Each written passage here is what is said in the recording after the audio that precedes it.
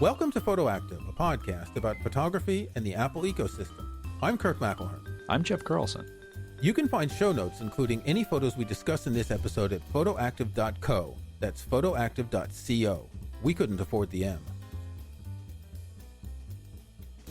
So last episode, we hit a round number milestone, and we forgot to celebrate. It was episode number 50. Now, it's not been a year because we started weekly, then we moved to fortnightly. But 50 is a round number that gets us halfway to 100, doesn't it? It does. It feels substantial. It feels like we've been doing this for a good, healthy amount of time, and it isn't like a lot of podcasts that are like, all right, we've got a great idea, and then they just... 3 episodes later, yeah. And, you know, it's interesting. Every once in a while I search on Overcast for podcasts for specific topics, and I see something interesting, and then I see that the last podcast episode was in 2014. I wish all of these things had a search filter to eliminate inactive podcasts, and that could be no episodes in a month, no episodes in 6 months, because sometimes people take a hiatus, as my co-host Doug Adams and I did on The Next Track. We took a few months off in January, but I really don't want to see podcasts that haven't been updated in years. Okay, so to celebrate this 51st episode, we decided that we were going to take questions from our listeners, and we solicited listeners aggressively on Facebook and by email, and we snuck up behind people on the street and had them give us questions. And we have a handful of questions, and we're going to spend a half hour answering questions because that's kind of what we do in our day jobs, isn't it? People ask us questions and we answer them. We write articles and books answering questions. Well, and even with this podcast, I mean, this podcast is basically answering questions. Some of it is answering questions that we have, such as when we want to delve more deeply into black and white photography or talk to an expert about autofocus. Some of these things that are in our previous episodes, if you've not caught up on those, you can always go back. Our episodes, we try to have evergreen content, so I'm just going to tout ourselves there for a minute. You shouldn't have told them that some of the reason why we invite some of these people on the podcast is because we want to learn from them. Oh, no. We're just checking them to make sure they're fine. Learning is immensely important with photography, and I think something that I've learned just doing this podcast, yes, Kirk and I both know a lot about photography, but we're always learning, we're always developing new skills. And I mean, that's really kind of the point of photography. You're going out and you're doing something new every single time. That's what I love. So one of our listeners on Facebook, and by the way, if you've not joined our Photoactive Facebook group, please do. That's where we have discussions. We share photos and such. One of them said, so you're doing a Q&A episode, and does that mean you're out of ideas? And of course I said yes, because we've covered everything in photography. Everything. And yes, we're wrapping it up. It's all good now. No, that's and not we're the case retiring after this episode. And we're retiring after this episode. In fact, I'm retired now. Yes. Actually, we have a list. I'm looking. It's about 50 topics that we want to cover in the future. Yeah. We started this list before we launched the podcast, and every once in a while we add more topics to it, and we've covered some of them in the list that need to be deleted. But just to give an idea, we want to do something about long exposures. We want to do something about white balance, the merits of a smaller camera as opposed to a big complicated camera, or what gear to take on vacation. We kind of discussed that, I think, in passing once. There's always more that can be said about all these things. Yes, but we have a huge list of topics. So fear not, if you're a regular committed listener, we will be here for the long haul. And you can always ask more questions because we are happy to answer them. Like, we are. Which one should we start with? Well, let's start with the one at the top of the... Well, actually, let's give them an update on the Panorama episode, because you wanted to mention a PDF that would give more information. Rick LePage, who we talked to earlier about printing, we'll put links in the show notes to that episode. He had some great feedback on our Panorama episode and also pointed out something that I actually had in my notes and forgot to mention. So we both know a photographer named Hudson Henry, who is based out of Portland, Oregon, and he has written a book called Simple Panoramas, and it's available as a PDF. Has a really great overview of how to get started shooting panoramas. And then Hudson also has a more advanced panorama course which I highly recommend checking out, and I would love to get him on the show to sort of go into that next level of panorama shooting that we just only had time to touch on briefly.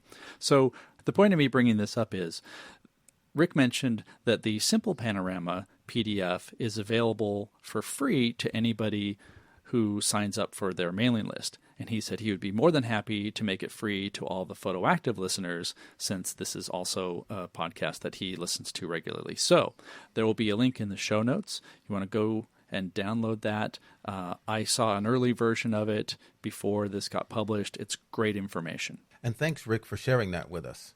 Okay, so the first question we have, and this is one that I see in forums often. Should photographers share whether or not a photo they've taken and posted somewhere publicly has been edited, and to what extent? Now, my gut feeling is no. What does it matter? Who cares? You're showing a finished work to someone. You don't, if you're making an oil painting, you don't have to tell people what it was like before you put any paint on the canvas. But some people do want to know about how you edit. Now, of course, this can take us down the rabbit hole. I find it extremely useless when someone says, oh, I shot this photo at ISO 200 f2.8 in 1/1000th of a second. I couldn't care less how you shot it. It doesn't, I'm not going to be able to set those settings on my camera and take a picture that's exactly the same. The only time that's useful is, let's say someone's done a long exposure or they're playing with depth of field. You might want to know that kind of thing. But the question of whether something has been edited or not, I don't see the point. What about you? I do find that information somewhat useful, because sometimes when you're looking at something, you want to know if it is a long exposure. You want to know if they were being deliberate about their depth of field. You see that they have a real wide open aperture. So like that's something that I will glance at. But in terms of editing, the whole point is to have a finished piece of artwork, basically. And I think nowadays there are really no images that aren't edited in some way. And as you said, there's a huge scope of what that can mean. But in terms of, that end result, unless you're doing something that's specifically journalistic, where it has to be an accurate record of something that happened, and we've seen lots of photo competitions where you have an amazing shot and it turns out that the photographer did some compositing. There's a picture, I'll see if I can find it for the show notes, by Peter Lick, who he obviously composited this amazing picture of like the big full moon against, I want to say it's a cliffside. It's an amazing image, but people were quick to point out that the lighting didn't match, the shadows didn't match. There's no way he could have gotten that sort of depth of field. And part of that point was, okay, this is obviously something that's been really photoshopped. But for someone who wants that on their wall, someone who wants to have that as the backdrop of their screensaver, I guess. But even as a work of art, does it matter? No. Did anyone ask whether Cézanne erased the original lines in one of his drawings, or say, did you use a 3B pencil for this or a 2H? This doesn't matter. Now, as you say, for news photos, it does. But don't think that news photos aren't edited. They're edited for white balance and contrast and exposure. They may be cropped. And, cropping does a great deal to focus the eye on certain things and eliminate other things. Let's say you're taking a photo of the Soviet Central Committee in 1959, and you crop out the guy in the right because he's been killed since then. And that photo makes it look like he wasn't there. And that's the kind of thing that, Winston Smith did in his job. Yeah. But that's news photos, and news photos have a duty to the truth. We don't have any duty to the truth. If we're creating something that we consider artistic, we can do what we want. This is something that comes up a lot in landscape photography, particularly, because there are all sorts of things you can do to make a landscape photo better. And I will admit, I do them all the time, because sometimes what you are seeing or what the camera sees can be kind of a, moderately bland sky, for example.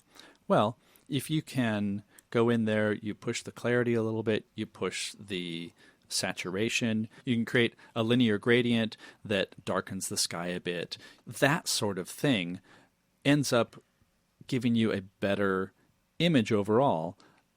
And it doesn't really matter that the sunset that day was just okay if you can bring out a lot of really great detail. Are you happy with the end result? I would hope so. My personal preference is there are also a lot of photos that are way, way over-edited. And you can usually tell, like the saturation is just off the charts, or they have that HDR crunchiness. They have the HDR crunchiness, or even some HDRs I've noticed just barely go over the line. You can see like a lot of little haloing around objects. And those are things that I think because I've been doing this for a while, I'm more sensitive to. A lot of people who might not want. But some people like that. In a Facebook forum not long ago, someone posted one of those photos, and it was like the Magical Mystery Tour with bright colors and halos and relief around the clouds and everything. And people were commenting, and the guy said, "But I like this." So people can do what they want. Just remember, the photo that your camera takes is not reality. So it's already edited by your photo sensor or the film. Mm-hmm. And then when you put it onto your computer or scan it or develop it or whatever, it's being, again, edited in certain ways by the software. You can't take a raw image and present it as is because it won't look right. A JPEG that's made in your camera is edited in certain ways. Recently, if you go to my Instagram page, there's a link in the show notes. You'll see that I'm doing a lot of these flower photos against black backgrounds. So many beautiful flowers. They're wonderful, aren't they? They are. But what I find is, so I shoot JPEG and RAW, and when I look at the JPEG, there's certain colors that come out. Fujifilm cameras, the colors are really special. And those colors tend to match the flowers, at least when it's orange and yellow, a lot more. Purples, they don't do very well. But when I put the RAW file on my computer, those colors are all gone, and I have to work to get those colors back to what the real colors are. And I do this in my office with the flower right next to my computer, and I'm trying to match the color as much as possible. But even if I don't, does it matter if I've changed the color of that sunflower a little bit to make it more orange or less orange? I'm going to come to your house and I'm going to say that was not historically accurate to the day that you shot that. I have a great example of this. Fortunately, I don't remember the photographer's name, which is good because I'm going to disparage him. Sorry. When my wife and I were in Hawaii this past year, we went to a gallery and there was a photographer who shoots a lot of underwater photography, really stunning stuff. And one of the shots was a beach at night. And so you see the Milky Way in the background, and in the foreground is a sea turtle on the sand. And it's a really interesting composition. The problem is the sea turtle is not really in very sharp focus, and you can tell that this was a long exposure because it had that sort of yellowish tinge that sometimes comes out when you have just available light sneaking it over a long exposure. And I think if you were to look at this as like a 3-inch by 5-inch card, it looks amazing. But they had it blown up to, I don't know, like 5 feet tall by 3 feet wide. And immediately my brain just said, oh, like the main focus of the main focus of the image is out of focus. And I couldn't imagine myself putting a photo like that up for sale. And yet I saw it in multiple galleries. People buy it, people like it, and they don't really often care about some of those details. So that's the other part of it too. If somebody likes it and there's something, technically quote unquote wrong with it, that's fine because this is all art. Okay. We've almost gotten to the break. So let's do a question where we can give a really short answer. We've only done one question and we're already 15 minutes in. You were mentioning before the show that a lot of landscape photographers are no longer sharing geotagging information in their photos. This raises a question. If you're taking photos of a very beautiful area, should you include that information or say where it is on Instagram, etc.? There are cases right now where people are overrunning certain areas because they look nice. A few months ago, I saw an article, it might have been in The Guardian, I'll try and find it. If I can, it'll be in the show notes, and it was about tourists going to these sites that are very popular on Instagram. And there was a photo of some person like at the edge of this tongue of rock that was sticking out over a valley.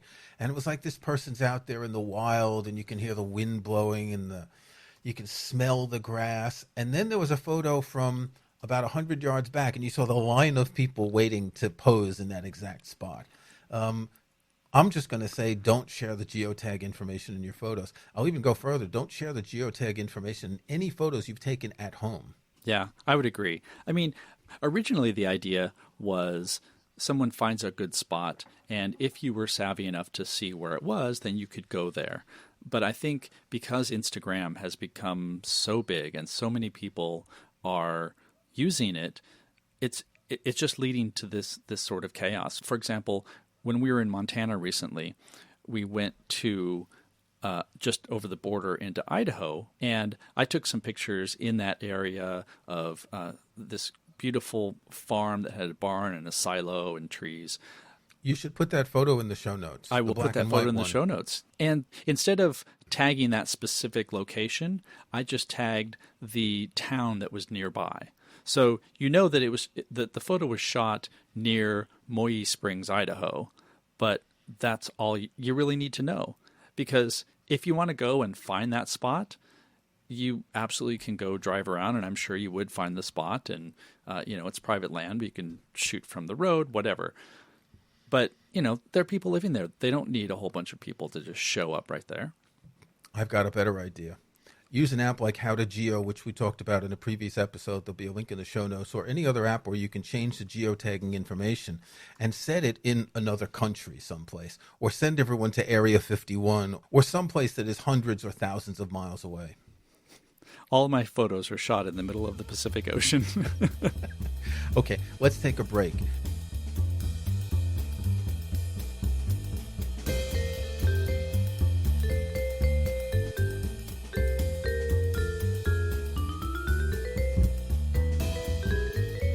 Okay, we've got a question about the Photos app and the Photos library. If you use iCloud Photos Library, you've got all your photos on a device, presumably a Mac or an iPad or an iPhone, plus in the cloud.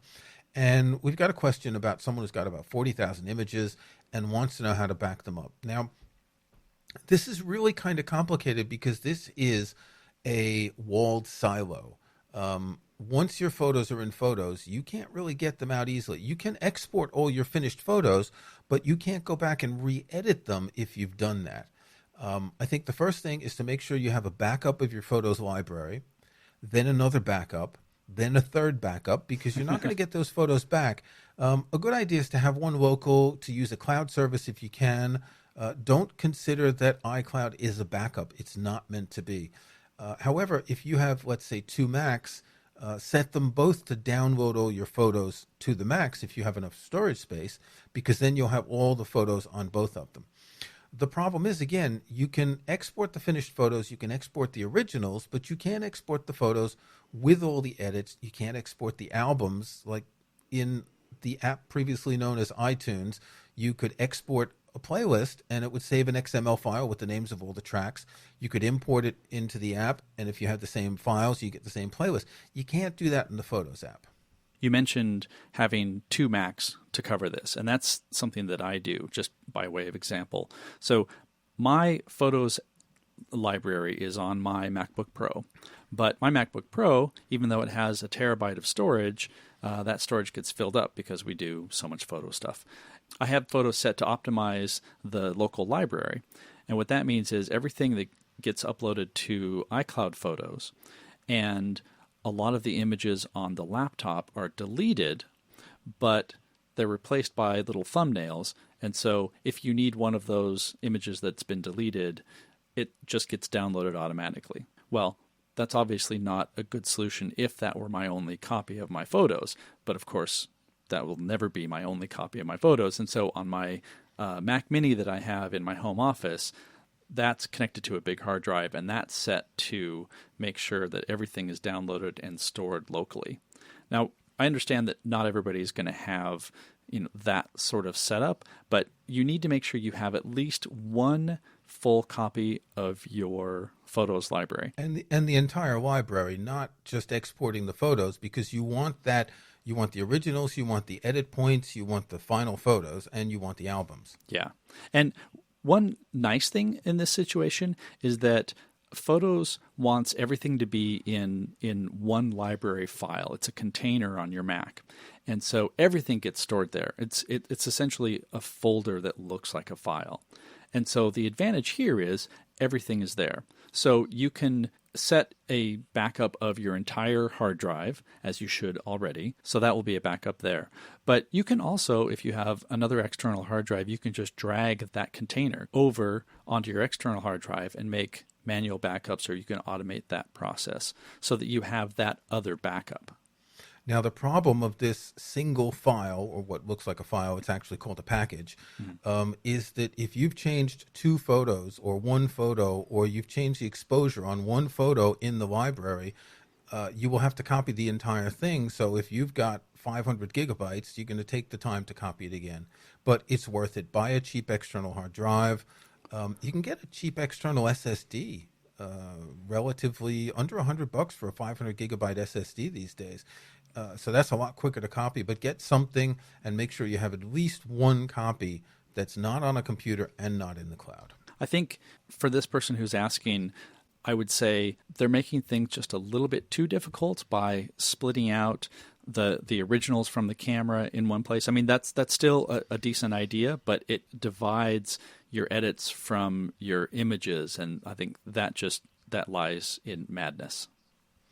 Okay, we have a question which I consider quite interesting personally. What can we do with our street photos? Can we submit them to shows or magazines if there are recognizable people in them, or almost recognizable people? Now, this is really interesting, and the reason that I'm aware of this issue is that I lived in France for a very long time, and I moved to the UK in 2013. And a couple of years before I moved, the French introduced a law that gave everyone what they call a droit à l'image, right to your own image, that no one can use your image without your permission. Essentially, if you're doing street photography in France and you want to do anything with the photos, you're breaking the law.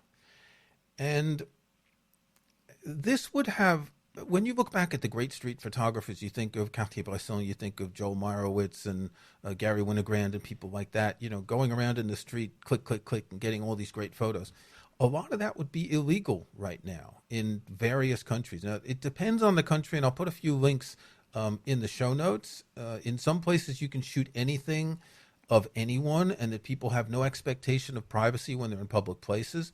In others, like in France, people own their images, and how dare you take a photo of me and try to sell it, because then someone could sue you for some of the proceeds.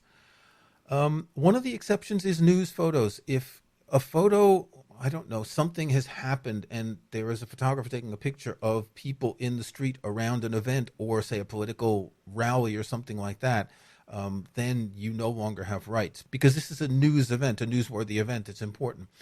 I'm kind of getting annoyed by street photography because, I look at a little bit on Instagram, and it's generally find an interesting wall and wait for someone to walk by. I know I'm exaggerating a little bit, and if you do street photography, don't take it personally, but how many times can you find an interesting wall and wait for someone to walk by? It's just not that interesting.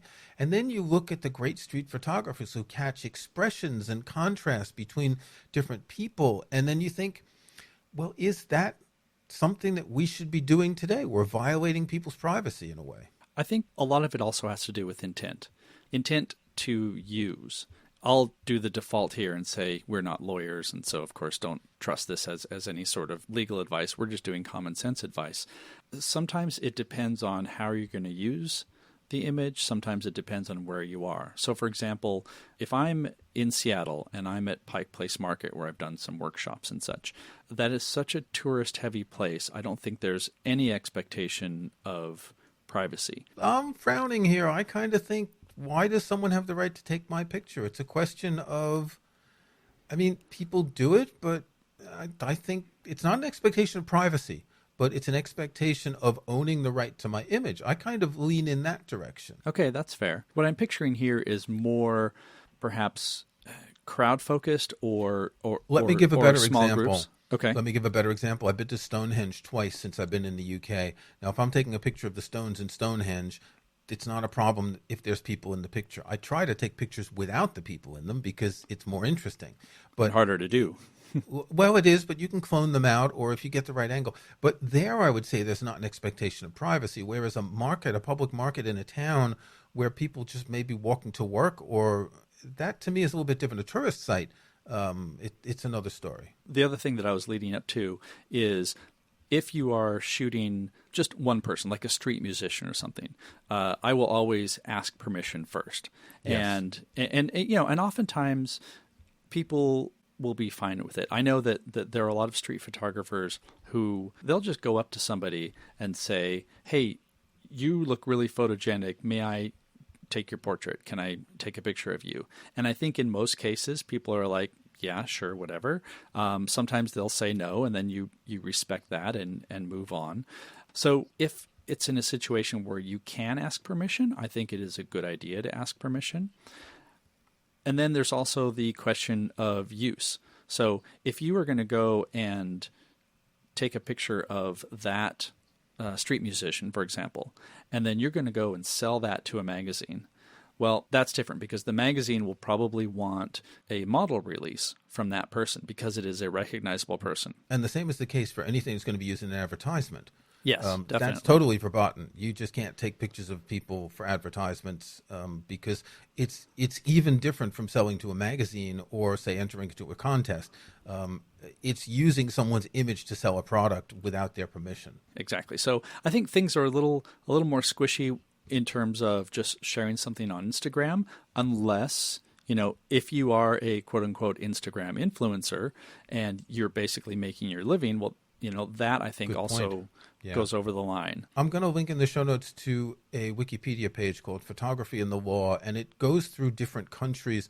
Here's just one example. In Hungary in 2014, they restated what had been normal practice, namely that a person had the right to refuse being photographed. However, implied consent exists. It is not illegal to photograph a person who does not actively object. But what if you photograph the person and then they say, "Hey, why did you take a picture of me?" Then you get into this gray area. Okay, I can delete it, but did you really delete it? Did you have it on 2 SD cards? Or I just find that you better just check the laws in the country you live in. Well, and also I think, don't be a jerk. Yeah. If somebody asks you to delete it, then do it. Another thing that annoys me are photographers who take pictures of homeless people because they are easy photo targets. And I think that there's a place for that. I think, especially if we're talking editorial, we're talking news, when the homelessness is the issue or the editorial point that you're trying to get across. But so many street photographers just take pictures of homeless people because, they tend to look interesting because, they contrast. They contrast, exactly. But at the same time, those photographers often are not taking a picture for that person. They're not trying to get a picture of that person. They're just trying to get a picture of something that looks different. And because it's been done so much, I think it's overdone and it's just rude. So, number one, and this applies, frankly, anywhere you're shooting, don't be a jerk, be a good person. I like that. We should put that as our motto for the Photoactive rules for appropriate photography or something. Now, the one thing to note is that you don't have to ask the permission of cats. So you can take all the cat photos you want, even if it's not your cat. Actually, you do have to ask the permission of the cats. They just haven't yet sprung their wrath upon you. Yes. Okay, last question because we're running long. How do you use Instagram? Do you use it from your computers? And how do you use it for business and pleasure? This is an easy one to answer. We're going to put a link in the show notes to an episode we did about how we use Instagram. And in 30 minutes, you will know everything about it. Everything.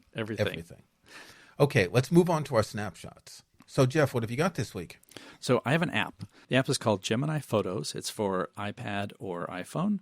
And it's a tool that lets you help identify duplicates. It helps you identify screenshots. Basically, a way to clean out your photos library without just ponderously going through every single photo. When you open it, it will read through your photos library and it'll pick out things that are similar. So that can be actual duplicates. Perhaps you have like 2 different sizes of photos in your library because you shared one to Instagram that was a smaller resolution, for example.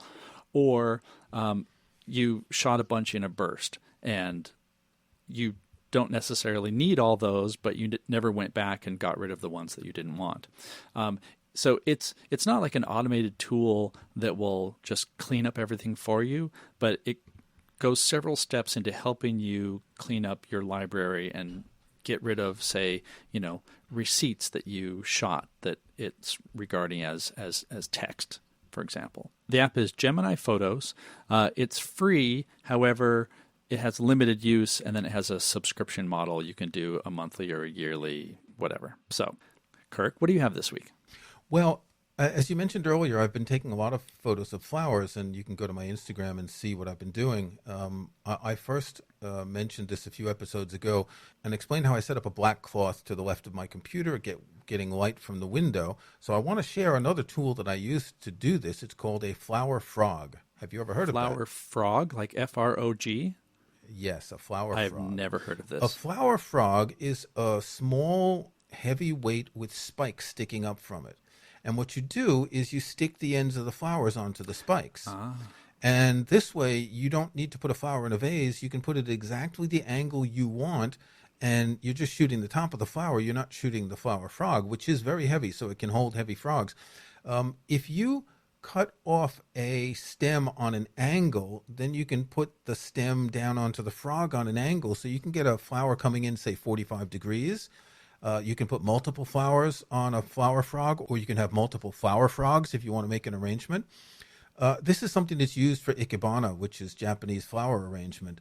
But if you do want to shoot flowers, and particularly in a studio environment like I've been doing, this is the best thing because you just don't have to worry about keeping the flowers in the right place. They will just stay there. So explain to me how the spikes work. Are there like lots of little tiny ones? I mean, does this work for thin-stemmed flowers as well as thicker-stemmed flowers? It doesn't work that well for thin-stemmed flowers, but there are ways that you can manage to stick them in. So, for example, let's say you have a very thin flower. You could take a small twig, wrap the flower to the twig using what's called florist's wire, which is a very thin green wire that will hold them together, then put the twig into the flower frog, and that will hold it. Ah, gotcha. All of the out-of-frame super tricks that make this happen. Cool. Yes, and you don't even tell anyone that you've done this. And this goes back to our first question. Should you tell people that you've tricked things or cheated things? And some of these flowers I've shot in vases, and some of them in small teacups that I have. I have a very big collection of small teacups. But the ones that I like most now are just the flower itself against the black background. And depending on the type of flower and the shape, sometimes I'll put it straight, sometimes on an angle. Nice. So flower frogs, they're not very expensive. You can get one for $12, $13. If you do want to shoot anything like flowers, this is what you need. And remember, don't geotag your flowers.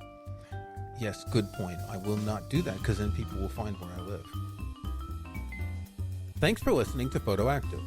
You can find show notes, including any photos we discuss in this episode, at photoactive.co. That's photoactive.co. We couldn't afford the M.